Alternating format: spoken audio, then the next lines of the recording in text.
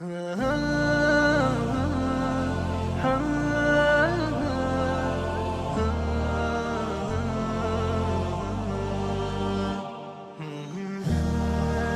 کنو اوسم وای کنا وای ودالا څنګه مولا دے او دالا څنګه عالم دے دیکھو کار روزگار کئی دیکھو بازار کی گرزی کار روزگار کئی عالم د دې په نسبت باندې سوق دے چاغه به جمعات کې ناس دی بد دنیا ټک کار بنه او خلکو د وای مال راکه او مال راکه د چې عالم بل تلاس اونی ولو نو د عالم عزت کم شو که زیات شو نو چې د عالم عزت کم شو او عالم بی عزت شو نو دین د عالم سره تړلې شوی دی د دین عزت زیات شو که کم شو دین سپک شو نو چې عالم سپک شو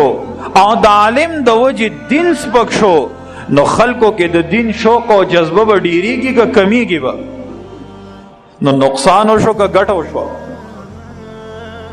او که عالم د خپلو لاسو ګټه خوري الحمدلله او چاته لاس نه نیسي نو حق به بیانوي که نه به بیانوي بیانوي به که نه به بیانوي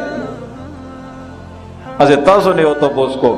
که ما چېرته خدای مه که تاسو ته لاس نیولی وی چاله شابه زکات کمیستی راوړې اوله شابه خیرات هم راوړې او صدقې هم راوړې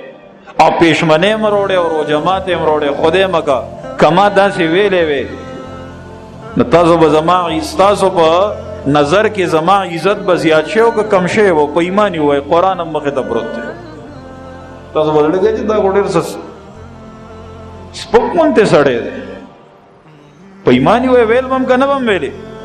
او که مثال تاسو زما عزت کوي ولی ما راته ویلي زما عزت وکړي ویلي مې دي لکه ویلي مې دي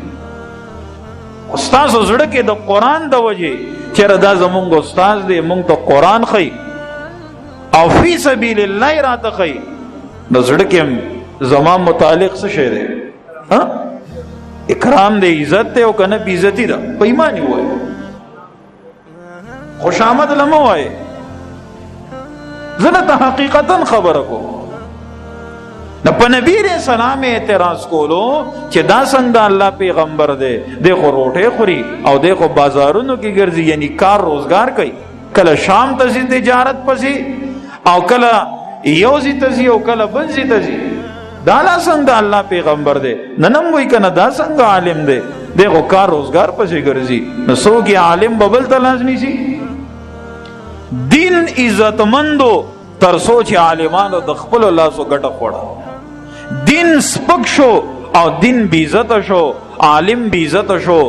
کله چې علماء بل ته لاس ونیول عالم به بل ته لاس نه نیسي عالم به د خپلو لاسو ګټه وړي داسې علما شته چې بادشاهانو پسې خطونه را لیږلي او راشه زما محل کې زما بچو ته به قرآن او سنت هم ښې او زه به دله د وزیر عهده او درجه درکم وایي موږ دین نشو سپکولی که بچو ته دین ښودل غواړي رالیږه او د نورو خلکو سره یو ځای به ناستي او دین به زده کوي قرآن او سنت به زده کوي یو عالم پسې قاصد راغو وایي راشه او بادشاه دې غواړي او وایي چې زه به دله عهده هم درکمه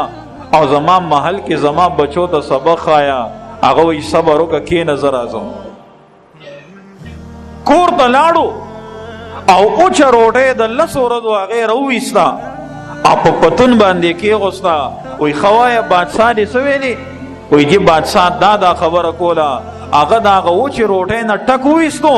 او وایي ورسه بادشاه ته ووایه چې پلانکې وایي چې زه اوچه روټۍ خوړی شم خو دین نشم سپکولی دا دین ځکه عزتمندو نن علماو ځان سپک کو د بادشاه په خپو کې دی ناست دی د وزیر په خپو کې دی ناست دی د افسر په خپو کې دی ناست دی دین سپک کو که سپک نه کو د بادشاه او د وزیر او د افسر څه حیثیت دی د قرآن مقابله کې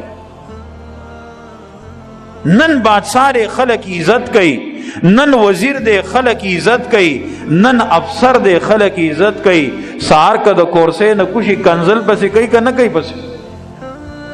او امام بخاری چې نوم یې راشي نو موږ وایو رحمت الله علیه.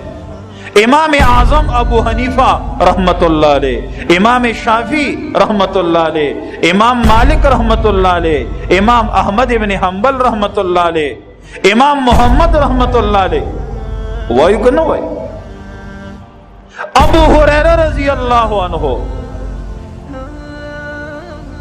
چې نوم راځي رضی اللہ عنہ وایو کہ نہ وایو؟ دارنګه اغا